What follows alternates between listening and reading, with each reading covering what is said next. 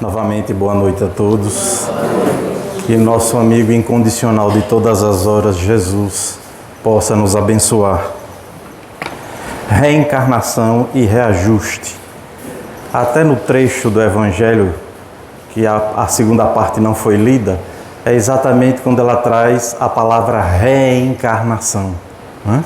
Que é exatamente o que o Espiritismo revelou em termos científicos, racionais, porque a reencarnação não foi inventada pelo Espiritismo, assim como a mediunidade não foi inventada pelo Espiritismo, né? Esses conceitos, esses conhecimentos são milenares, se perderam na história da humanidade, exatamente porque são naturais, né? A mediunidade, ela é exatamente a base da religião. A religião surgiu dos fatos mediúnicos, né? E o homem primitivo, ele entrava em contato com os espíritos não por uma abstração intelectual, mas por uma experiência concreta, né? Os espíritos apareciam, os espíritos se materializavam, os espíritos aconselhavam, os espíritos produziam através do ectoplasma curas, né? E isso fez nascer então o sentimento religioso. Eles começaram a nomear esses espíritos de deuses, deusas, e aí surgiram todas as religiões que partiram desse pressuposto fático, que foi o contato com os espíritos. Emmanuel diz que nessa época se aplica o conceito de mediunismo. Mediunidade já foi um conceito, um termo aplicado pelo Espiritismo, aplicado por Kardec para definir a faculdade, né, natural que nós todos temos de entrar em contato com os espíritos. Ou uns mais ostensivos, outros nem tanto, né? Mas todos nós temos acesso aos espíritos e os espíritos acesso a nós. Então, tudo é natural. E o Espiritismo, então, ele abriu a porta desses conhecimentos, abriu a porta da imortalidade e nos intitulou espíritos. Espíritos mergulhados num processo natural de crescimento, de evolução, como nós chamamos. Somos filhos de Deus e nos tornaremos também deuses por causa dessa herança divina. Nós somos iguais ao nosso Pai e estaremos mais adiante ajudando na cocriação, né? Cocriando com Ele. Seremos senhores de sistemas planetários, seremos senhores de galáxias, né? De universos paralelos, de tantas outras questões que a gente tem menos sabe ainda desse universo gigantesco que nos rodeia de conhecimento, né? De vivência, de felicidade.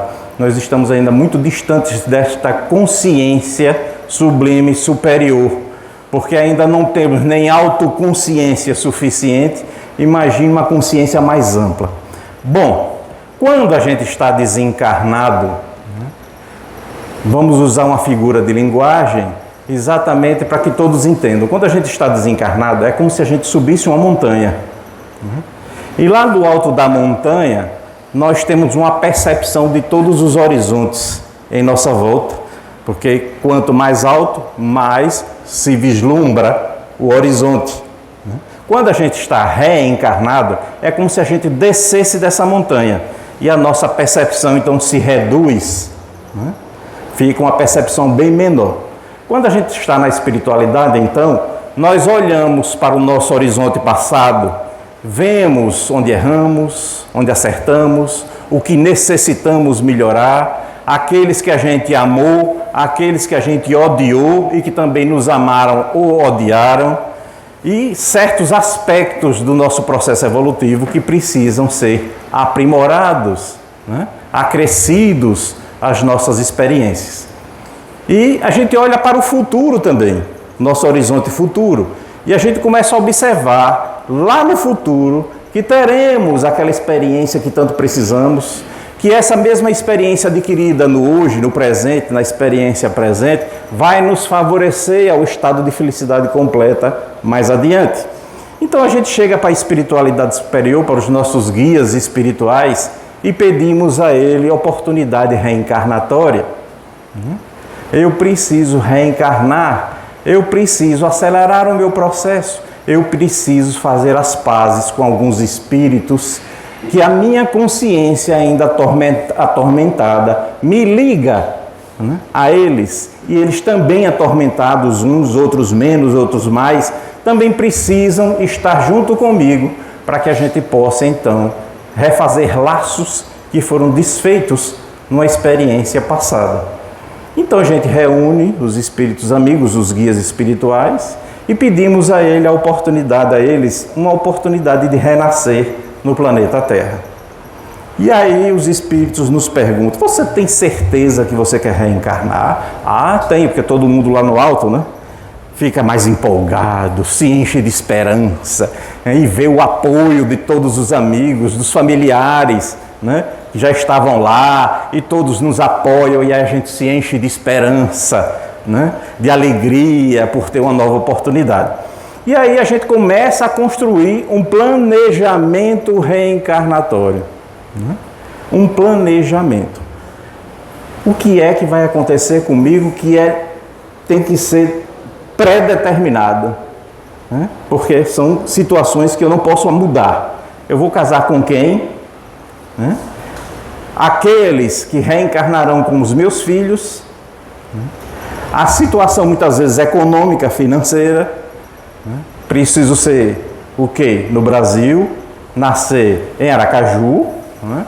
Ou então numa cidade do interior, ser funcionário público para não ter tanta riqueza, aumentos de 20, 30 anos, né? Uma vez na vida, e ter 4 filhos, né? E aí a gente se enche de esperança: oh, que maravilha, vou nascer no coração do mundo, a pátria do Evangelho, né? Principalmente quando Ismael desceu às profundezas das trevas onde a gente estava, né? Com os espíritos ainda, né, muito cheios de problemas. E aí ele chegou lá porque ele foi avisado por amigos espirituais superiores que existia uma turma que estava nas regiões infelizes, mas que era muito experiente, muito experimentada e que precisava de nova oportunidade. E aí, como Ismael estava atrás de trabalhadores para construir este tal coração do mundo, pátria do Evangelho, ele desceu lá, né? Desceu lá e aquela luz chegou naqueles vales de sofrimento. Aí estava lá eu, né, alguns aqui, alguns trabalhadores dessa casa. E ele, Ismael, aí pediu, né, convidou a gente: vocês querem servir, temos um novo projeto, vai ser uma oportunidade para vocês, que serão agora os trabalhadores da última hora, os trabalhadores que vão reerguer o mundo de regeneração na Terra. São os últimos dias do planeta de provas e expiações.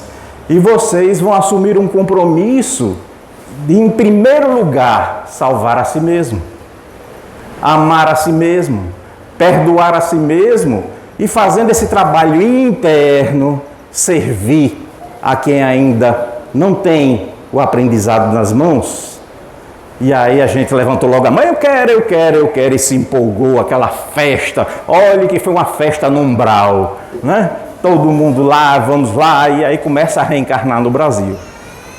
E aí, antes disso, a gente tem os nossos problemas pessoais a ser resolvidos nesse processo reencarnatório tão festejado.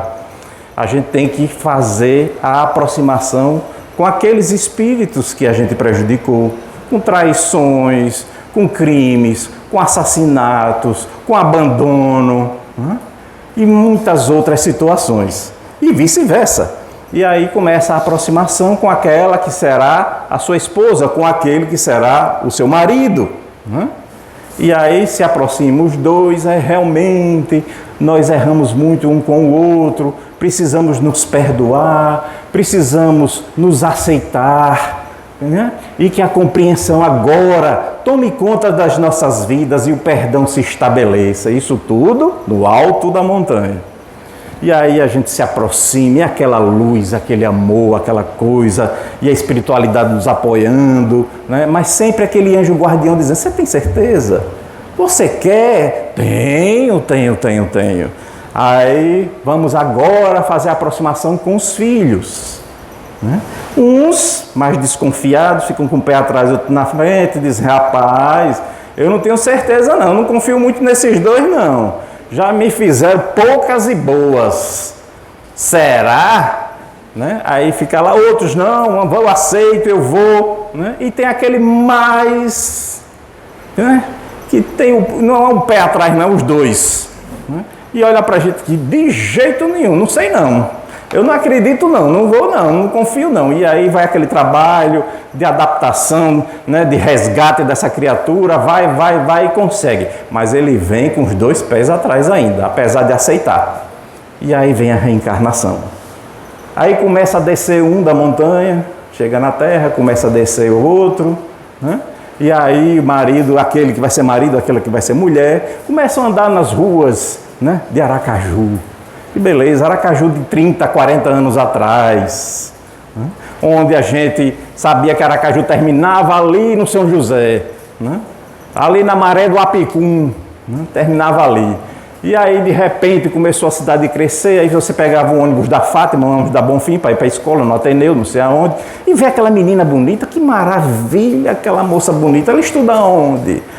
Estuda no Tobias Barreto, eu vou passar toda a tarde depois da escola na frente do Tobias Barreto para vê-la. E aí a vida começa a providenciar a aproximação dos dois e ninguém sabe nem por que essa energia atrativa acontece, né? E aí os dois se encontram, vão andando no ônibus e os olhares se trocam, que beleza, que mulher bonita, e ela ao mesmo tempo, que rapaz belo, que pele de pêssego, aquela coisa toda. A vida faz tudo para que a gente, né, se atraia. E aí a gente começa a namorar, e aquela coisa toda, e promessas de felicidade. Vamos ter tantos filhos, isso era uma beleza, a gente vai enfrentar todas as barras, todas as dificuldades. E estudam, ela começa a estudar, vai fazer pedagogia, vai ser professora do município de Aracaju, e ele se esforça, aquela coisa toda, vai ser servidor do Detran. Uma beleza. E aí ganham, né, aquela beleza de salário. Aí vem o primeiro filho, desce mais um da montanha, né? Desce mais um, e aí chega aquele filho, depois chega mais outro, chega quatro. Chega os quatro, né? Dois dele meio assim, um mais a outra coisa, e começa a luta pela vida.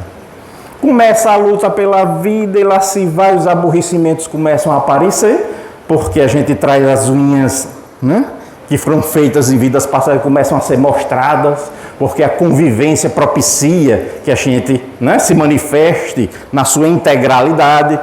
Por isso que a família é o palco principal, né, o teatro principal da vida, onde nós vamos exercer os principais papéis da vida: pai, mãe e filho. E aí acontece aí a arte do reencontro. Nós nos reencontramos na família através da reencarnação do ponto onde a gente parou na vida passada. E aí a gente vai reencontrar aquela criatura que a gente machucou, aquela criatura que a gente traiu, que vem às vezes na condição de filha, de filho. Aí aquela filha tem um problema sério com a mãe, de antipatia, né? Porque elas duas disputaram o amor daquele que hoje é pai, né? E ela aí tem mais atrativo com o pai, mais acesso ao pai, e o pai com ela, e o pai com as duas. E aí começa aquela encrenca das duas, né? De uma filha que não aceita muito a mãe que não aceita muito a filha, quando deveria exatamente fazer cumprir o compromisso afetivo assinado lá no alto da montanha, no plano espiritual, né? E aí começa as lutas aqui na Terra do ponto onde a gente parou. Porque os compromissos estão guardados na nossa consciência, no nosso coração, né? E é lá que vem os avisos. Você tem que ter paciência com ela. Você é mãe. E mãe é o papel muito mais responsável na relação agora. Então você tem que ter paciência, compreensão com ela, amar da forma como ela se manifesta. Mas, às vezes, né, esse compromisso, às vezes, até 99,9%, 9999, não conseguimos fazer. Porque o que vem antes é toda aquela raiva, toda aquela irritação, toda aquela antipatia que a gente guardou na consciência daquele relacionamento mal sucedido, vem à tona. Vem à tona exatamente para que a gente trabalhe isso dentro da gente. Mas a gente às vezes se deixa levar por esses condicionamentos do passado e começa a manifestar aquilo que não deveria ser manifestado mais, deveria ser transformado. Então, o problema não é o outro com suas manifestações, com seus problemas. O problema sou eu com os meus problemas em relação ao outro. Eu tenho que trabalhar todas essas questões dentro de mim para que eu possa fazer o meu papel perante o outro e não o outro. Quando a gente diz, eu tenho uma filha problema. Não, você é o problema. Você é o problema e a solução do problema. Mas é necessário que você vença as dificuldades que você traz em relação a essa criatura.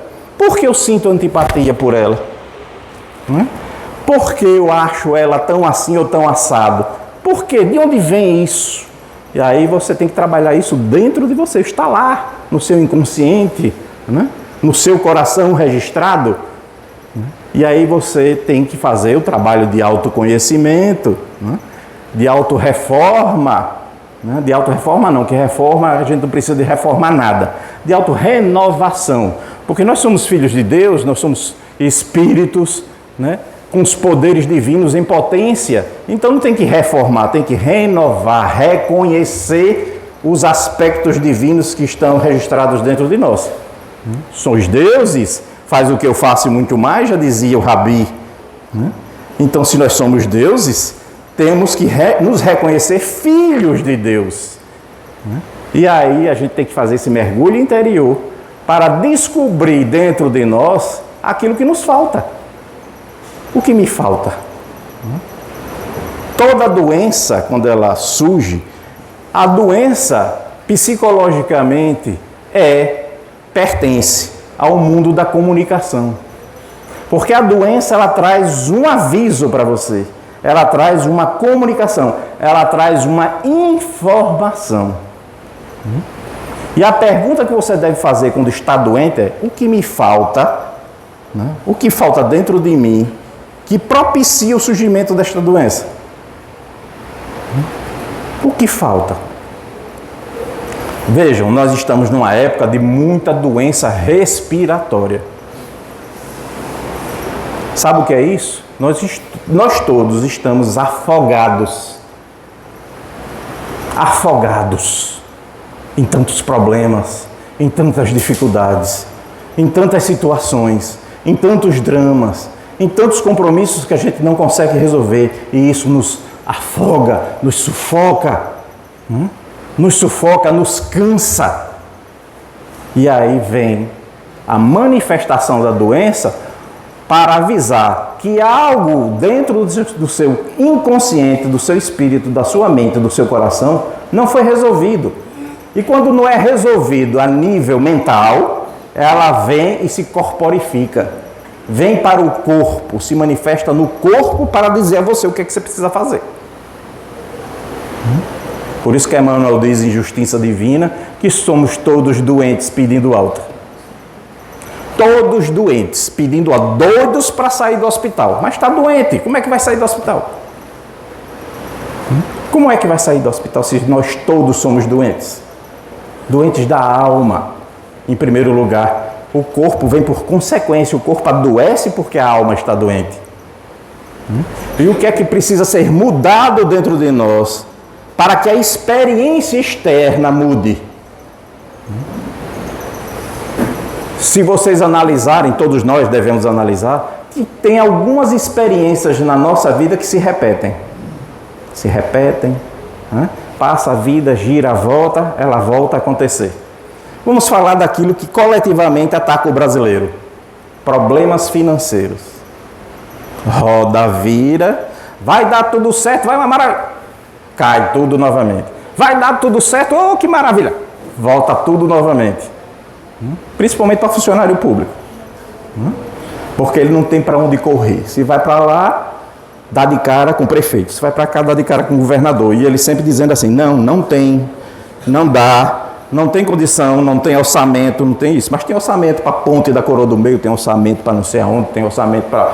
E lá se vai, né? Mas para salário nunca tem. Nunca tem.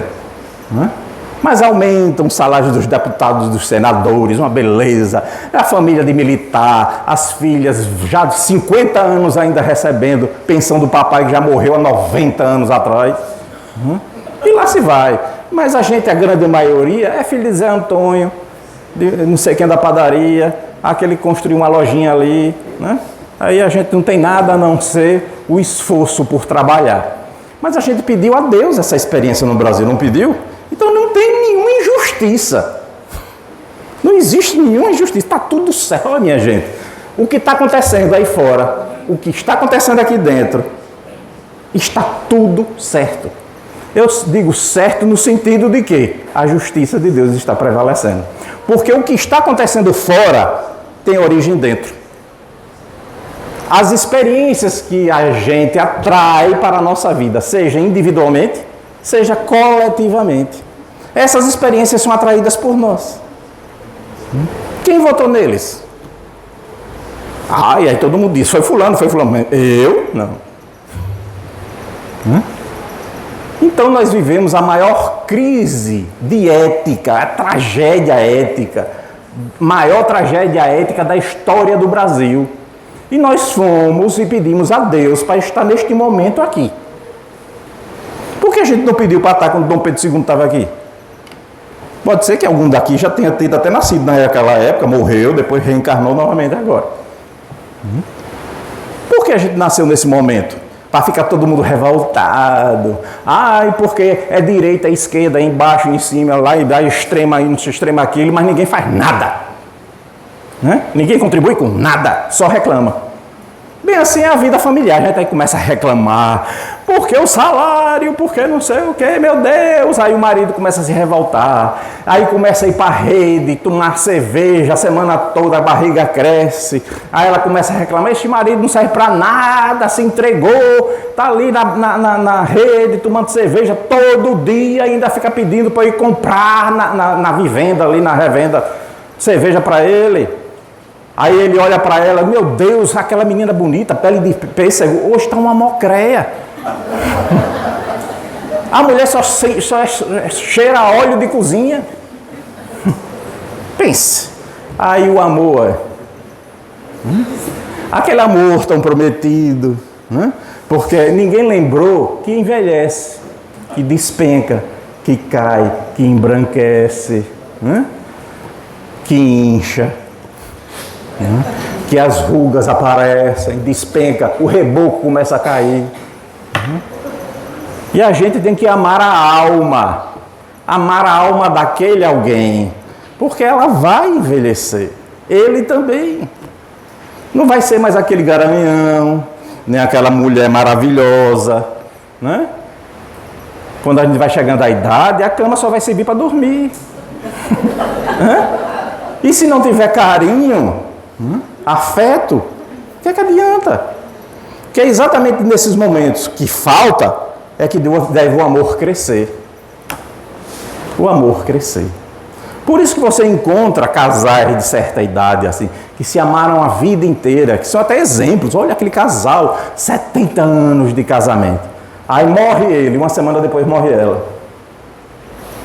Porque eles não aguentam ficar sem um ou outro. Independente do corpo ao quebrado que o velhinho tinha, ou que a velhinha tinha, mas eles se amavam.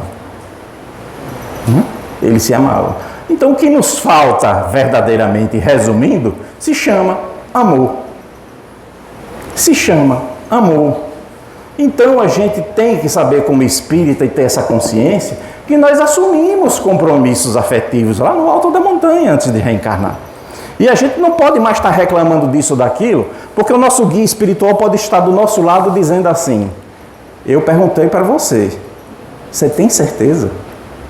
Você quer mesmo ir? Olha que o negócio vai pegar. Olha que o Brasil ainda está em fase de construção. Está na lavanderia lavando a roupa suja primeiro. Você tem condição de ir lá para a lavanderia e esfregar a roupa suja? A roupa suja sua que você vai ter que lavar. Você está preparado? Eu tenho o apoio de vocês, meu anjo guardião maravilhoso vai me ajudar, doutor Bezerra de Menezes, doutor não sei quem, e lá se vai, Filomeno de Anjo, anda de Ângeles, aí fica todo mundo empolgado com aquela coisa toda e vem. Aí o negócio começa a pegar aqui, a gente não vê Bezerra, a gente não vê Joana, a gente não vê ninguém para dizer, faça por mim. Me ajude, doutor Bezerra. A gente aí transfere das religiões tradicionais o mesmo comportamento, né?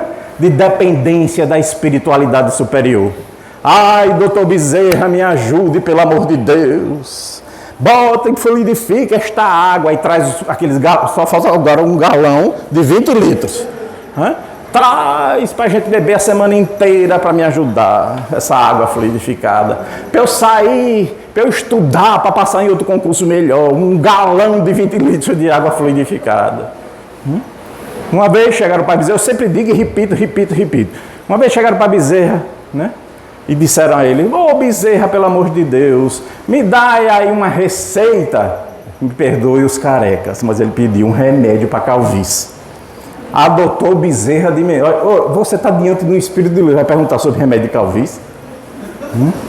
Aí o doutor Bezerra de Menezes, com aquela paciência infinita, porque se fosse Carlos, meu filho, pelo amor de Deus, procure um médico. Mas o doutor Bezerra de Menezes, com aquela paciência infinita deles, meu filho, eu já estou há tantos anos na espiritualidade e ainda não achei para mim. Para bom entendedor, pois é. Então é isso. Aí você, em vez de perguntar, meu Deus, meu amigo espiritual, como é que eu faço para fazer cabelo na minha alma? Porque eu quero cabelo na minha careca. Para quê, meu filho? Para quê? Porque quando você desencarnar, você não vai levar nada, nem cabelo, nem careca, nem nada, nem seu nome. Seu nome vai ficar na lápide do cemitério, aqui jaz Carlos. Né? Ainda tem gente que bota maravilhoso o pai, maravilhoso do que, todo mundo é maravilhoso quando morre. Quando é vivo é chato, é um purgante, é um porre, mas depois que morre vira herói. Né? É como aquela história infantil, vira estrela cadente. Mamãe, todo mundo vira herói, mas vivo, né? Então você não leva nada, a não ser a sua bagagem espiritual. Não pense você que acumulando bens materiais na terra, como muita gente faz, se esforça a vida inteira, entra nessa rotina, né, infernal de ter coisas. Enche o patrimônio, morre e deixa, né, para aquela mocreia, gastar com os meninos de 16, 17 anos, 18 anos, 20 anos, é uma maravilha. E você vai ficar lá penando, porque vai chegar do outro lado, meu filho, o que você fez da sua vida? Eu investi tanto, gastei tanto, comprei tanto. Aí disse, isso aqui não vale nada, isso aí é tesouro que a traça e a ferrugem vai comer. O que você traz no seu coração? É essa a sua riqueza. É essa a sua riqueza, porque você não leva, minha gente. Quem pensar que leva, não leva. Não bote anel. Para que você vai botar anel no povo que vai embora? Vai apodrecer, o anel vai ficar dentro do caixão sem servir para nada. Deixa as joias, deixe tudo, deixa aí, entregue os anéis aí, venda tudo, aplique, compre, resolva suas vidas. Né? Mas não deixe não eu levar anel no meu corpo, joias, camafeu, não sei o quê. Para quê? Veja como a gente tem uma visão totalmente distorcida. O Espiritismo venceu a morte, assim como Jesus. A morte não existe, a morte é fenômeno da vida. A morte é fenômeno da vida, você morre para viver em outra dimensão. Morre o corpo, não morre a alma. Não morre a alma. Eu perdi a minha mãe tem 4 meses, perdi entre aspas, perdi a presença física dela. Mas tenho certeza, porque a espiritualidade já veio nos informar que está tudo dentro do planejamento. Se está dentro do planejamento, está bem. Pior quando foge. Está tudo dentro do que ela precisa. Tudo dentro do que ela precisa. E ela desencarnou achando que estava sonhando um sonho bom. Foi assim que o Espírito falou. Sua mãe desencarnou achando que estava sonhando um sonho bom. Ela sonhou com minha irmã, que já também desencarnou, que veio socorrê-la, amparou e levou para morar com ela. Então ela achou aquilo uma beleza. Ela dizia: olha, minha irmã Nivalda, que é uma irmã de criação, veio aqui, eu estou vendo ela. E ela chegou para mim e disse: quando você quiser ir, me avise que eu venho te buscar. E foi exatamente isso que aconteceu. Foi exatamente isso. E antes da manhã da desencarnação dela, eu estive no hospital e ela inconsciente, porque teve um AVC, e eu dizia: minha mãe, vá em paz, fique tranquila, né? Vá em paz. Não se preocupe com a gente não, que a gente resolve os problemas aqui. Ninguém está aqui, está abandonado. Aí, se você estiver me ouvindo, mexa os olhos. E ela mexeu. Mexeu os olhos e fez aquela cara de serenidade, como dissesse: está certo. De madrugada desencarnou. Então, esse é o papel da doutrina espírita. É o papel de consolar. Consolar. Apesar da saudade, é saudade, mas nunca tristeza. Nunca tristeza. Porque a gente sabe da experiência que a gente precisa nesse plano. Nunca tristeza, porque eu sei que ela continua viva e livre das dores físicas que tanto tinha. Artrose, problema cardíaco, né? E tantas outras situações. Vivia no médico a cada semana, praticamente. E se livrou de tudo isso, livrou de conta, de cartão de crédito, né? De tanta coisa, eu não vejo a hora. Então a gente precisa ter uma visão da vida muito mais ampla do que essa vida que a gente tem aqui na horizontalidade, né? Nesse tumulto de trânsito, nesse inferno que a gente vive, de política para lá, política para cá, religião para lá, religião para cá, isso aqui, pelo amor de Deus. Eles não estão nem aí para você. Nenhum deles, nem vermelho, nem azul, nem verde, nem nada disso. Estão nem aí. Cada um está buscando seu interesse. A gente é que tem que se conscientizar de começar a eleger homens de bem, né? Apesar dos homens de bem não estão nem querendo se meter nesse inferno.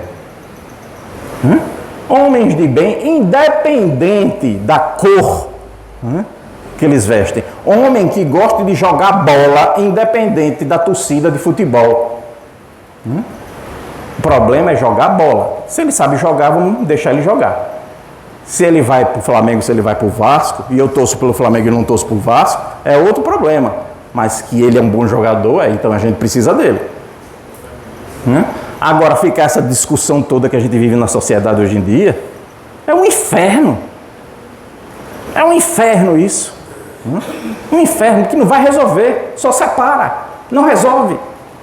Não resolve. A reencarnação tem esse papel de reajuste, né? De apertar os parafusos que estão tronchos, né? De ajeitar o caminho. Ela tem esse papel. E um papel que a doutrina espírita valorizou, o movimento espírita valorizou muito, foi essa questão de se centralizar na reencarnação, a questão da justiça. A questão da justiça. E muita gente fica falando por A e B, quando vê alguém com defeito físico, tá vendo? Ali é um espírito que fez isso na vida passada e agora tá assim. Rapaz, tenha cuidado com o que você diz. Você não sabe das informações, daquele processo evolutivo ali. Você não tem informação nenhuma. Você está vendo o que aparenta. O que aparenta não é sempre aquilo que você imagina. Né? Dizem que Chico Xavier estava andando nas ruas de Belo Horizonte, se não me engano, com vários companheiros espíritas, né?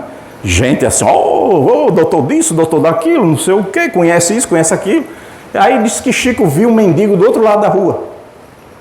Aí de repente ele parou, começou a atravessar a rua, nem avisou. Atravessou a rua, foi lá, conversou com o mendigo, fez aquela alegria toda, abraçou o mendigo e voltou. Quando voltou, alguém, né, esses doutores da lei, como sempre tem em todo canto, né? Começou a dizer: mas Chico, aquele espírito naquela situação, não é um espírito inferior, sofrendo aquele processo, aquela situação, aquela provação, aquela expiação na miséria.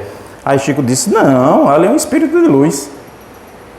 Ali é um espírito de luz, e foi a luz dele que me atraiu.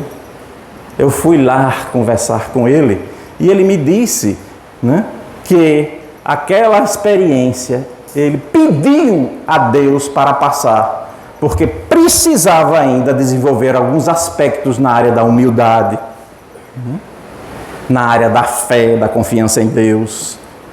Por isso que ele era alegre, ele me abraçou, ele estava satisfeito apesar das dificuldades que ele enfrentava. Pio, né? Pio. Como é que você fica dizendo, autista é espírito suicida? Todo autista? Ou então outros dizem, autista é espírito superior que veio aqui nos ensinar isso aqui. Todo autista?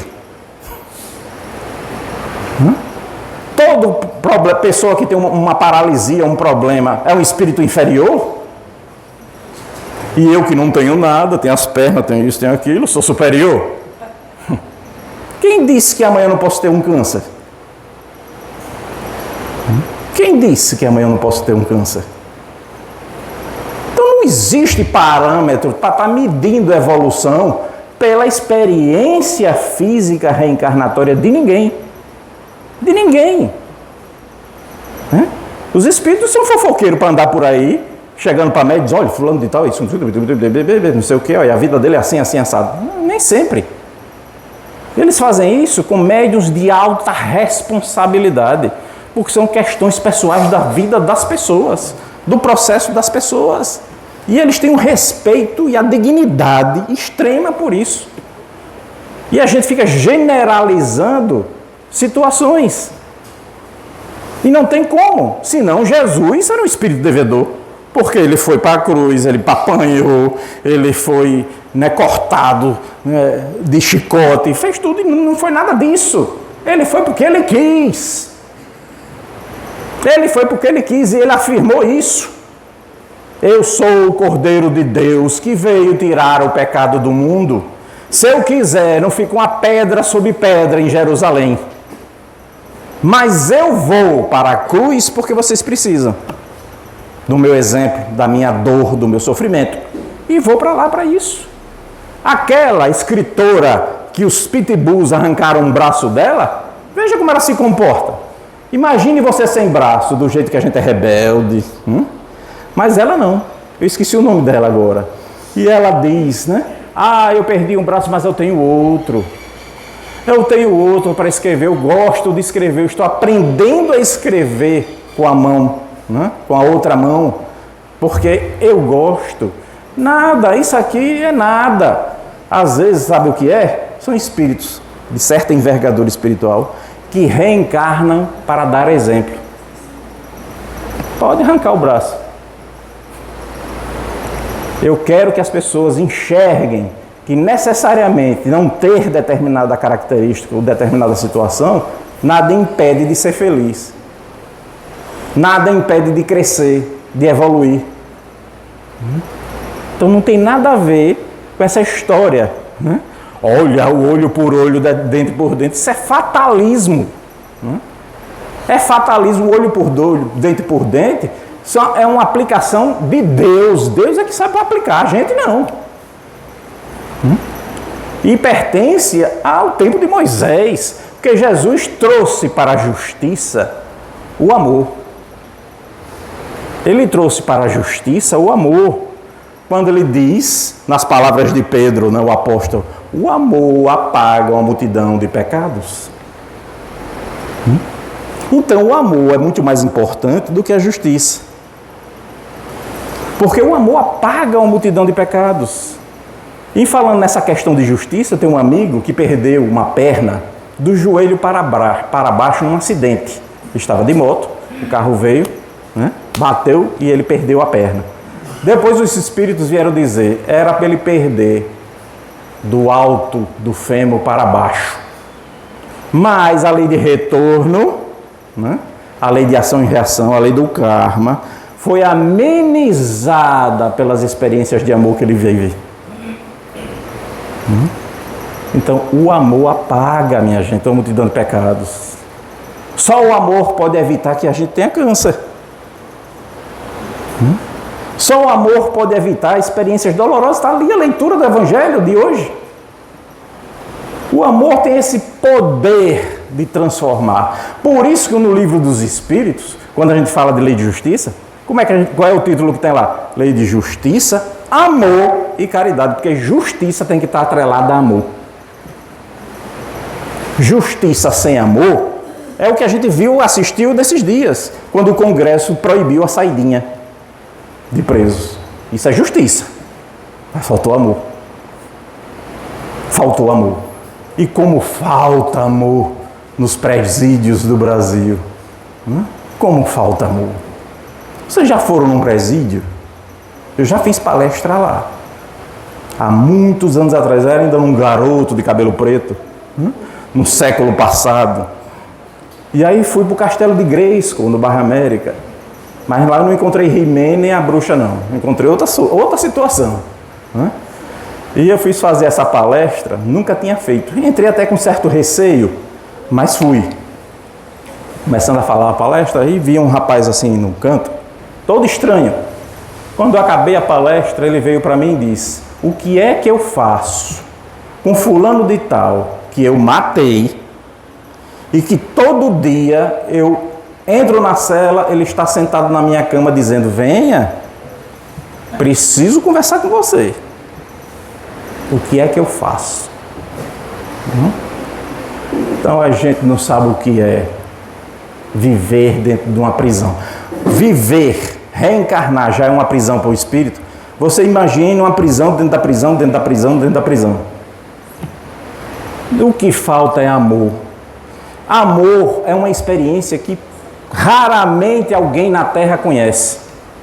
Por isso que a gente não acredita no amor. A gente não fortalece esse sentimento que vira, que transforma as vidas, que transforma o mundo. Como Jesus dizia: tens fé do tamanho de um grão de mostarda, podereis transportar as montanhas. Como ele transportou muitas montanhas. Porque ele era o pão da vida, né?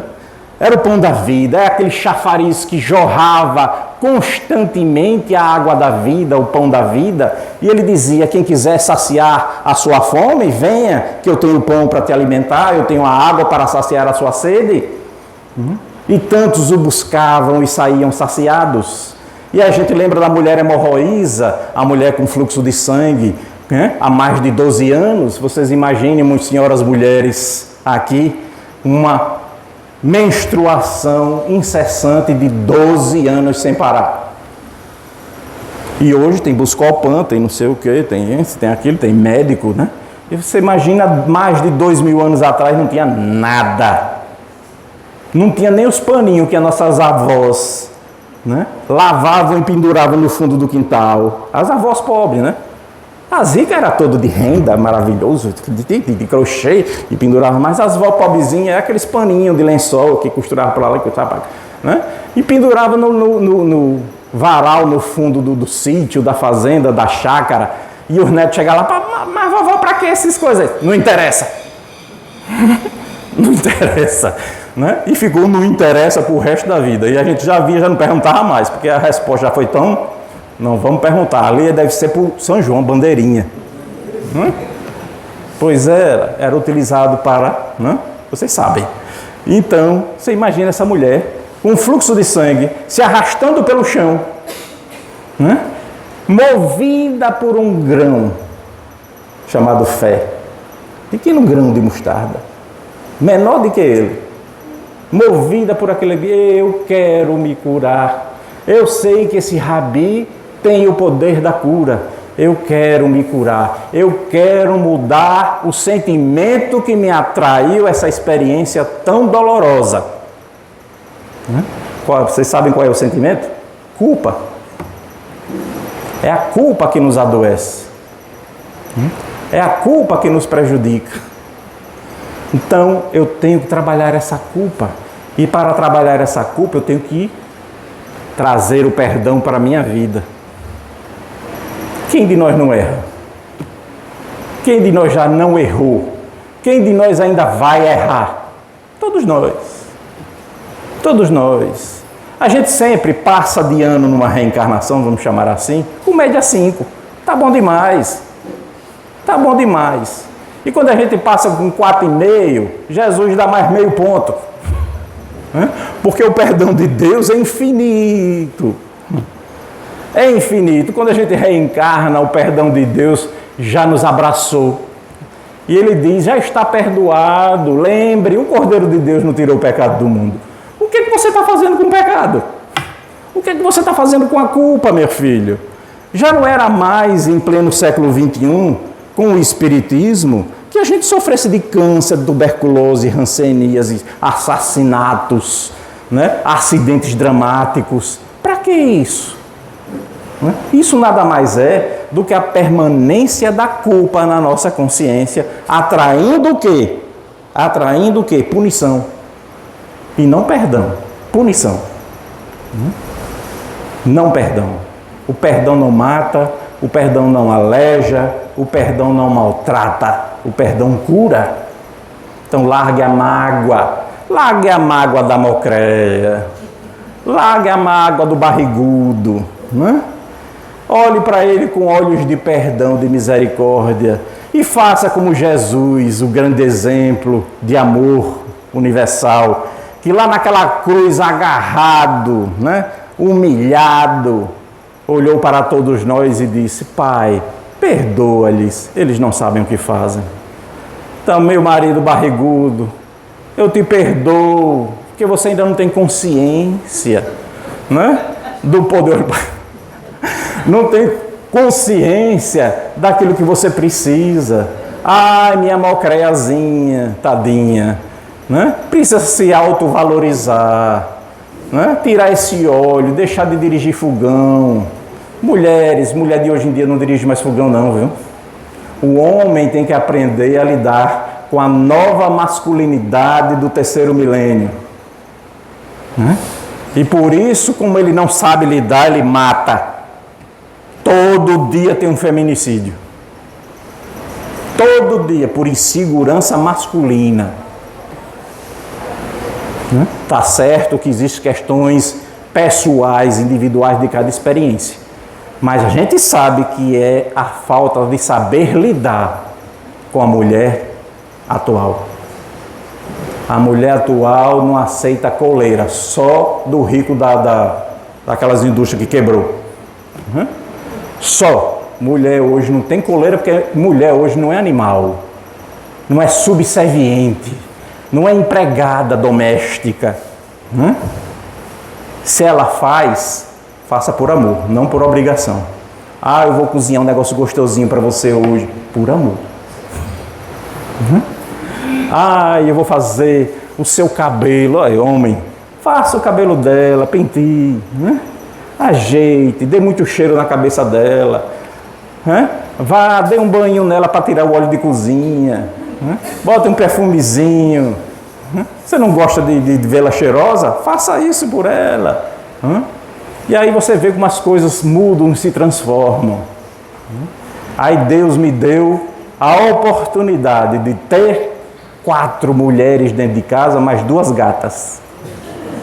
E agora apareceu 2 miquinhas, mico, só fêmea, cercado de mulher para todos os lados. E Deus uma vez me revelou, através dos espíritos amigos, que eu já fui mulher numa vida passada. E isso aconteceu numa experiência, uma das mais bonitas experiências da vida, que é o nascimento de um filho. Então a minha primeira filha nasceu, eu estava na maternidade 5 horas da manhã, e trouxeram minha esposa, grog, por causa da anestesia, e depois trouxeram minha filha. Eu com ela no braço, a porta entreaberta assim do quarto, minha esposa lá deitada, inconsciente praticamente. E eu olhava para minha esposa, me emocionei, e olhei para minha filha também e comecei a descer as lágrimas. Eu ficava olhando para a porta para ver, meu Deus, vai chegar alguém aqui e vou passar uma vergonha. Macho, né? Macho tem essas coisas. Machão, né? E aí tá certo, não tinha ninguém. Eu, minha filha e minha esposa.